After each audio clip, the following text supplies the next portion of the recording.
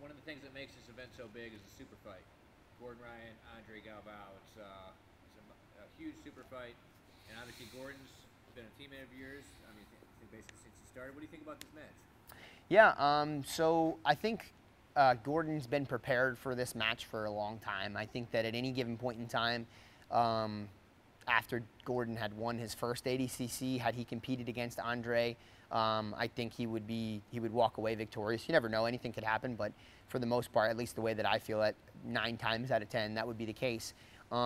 It just works out in such a way that as athletes progress through their career, you do less and less matches, you kind of stick to like big name stuff, and you know, Andre's kind of at the point in his career where it's like, yeah, I'm pretty much just going to do this ADCC super fight and not a whole lot else.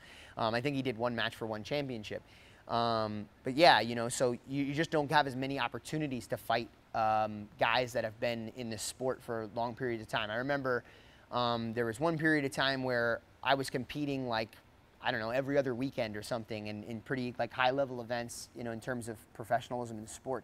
And I think Bouchecha at the time, because I was trying to get sponsored by somebody similar to him, I think Bouchecha at the time was competing maybe twice a year, you know, and I was doing this like every other week. I felt like I was out there, you know, doing something.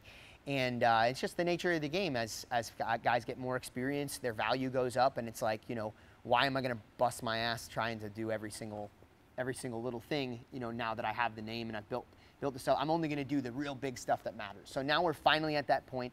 We've got, you know, Andre Galvao, Gordon Ryan ready to compete for the, you know, the absolute title at you know, ADCC, or sorry, I should say the super fight title at ADCC.